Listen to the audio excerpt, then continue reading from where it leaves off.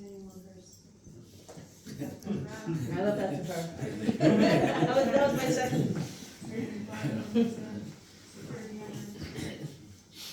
Excellent question. And I'll start with a little story and then I'll get to your question. This is my fourth campaign, my fourth campaign. And there are people who keep on running against me, and they also lose.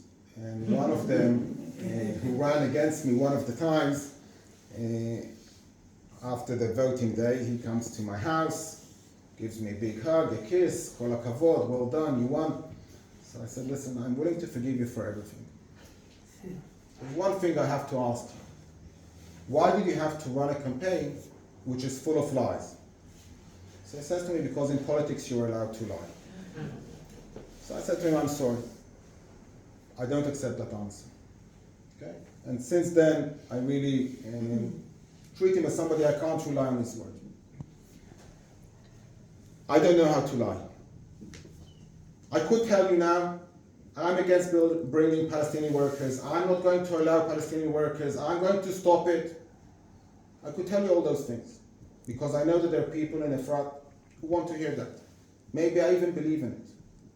But the truth of the matter is, the decision whether Arab workers are going to come or not come into Efrat is not in the hands of the mayor of Efrat. It's not in the hands of any mayor. We see at the moment that the civil cabinet had a discussion about it, led by Bezalel Smotrich.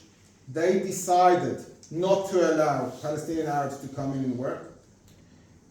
Their decision was supposed to be a recommendation to the other cabinet that they will make the decision, and they haven't had a discussion yet about it.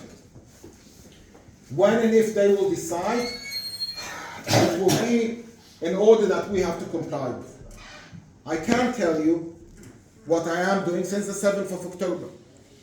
I sat with Yehuda Fuchs, who is the commander of the Central Division.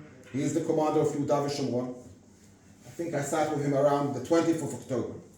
And I said to him the following thing. Sooner or later, there will be pressure on you to bring back the workers.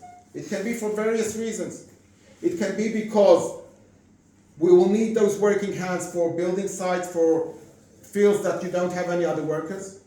It can be because there will be an analysis that if they don't go out to work, then they're unemployed, then they're up to mischief, we need to employ them further on. There will be pressure for different reasons. Don't wait for that pressure.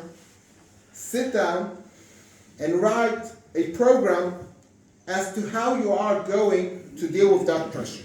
What are you going to do different than what has been done up until the 6th of October? I'm sorry to say, up until now, we haven't seen such a program. Okay? With our meetings with army officials, they basically want to do copy-paste. What was up until the 6th of October, let's just now do it again. Okay?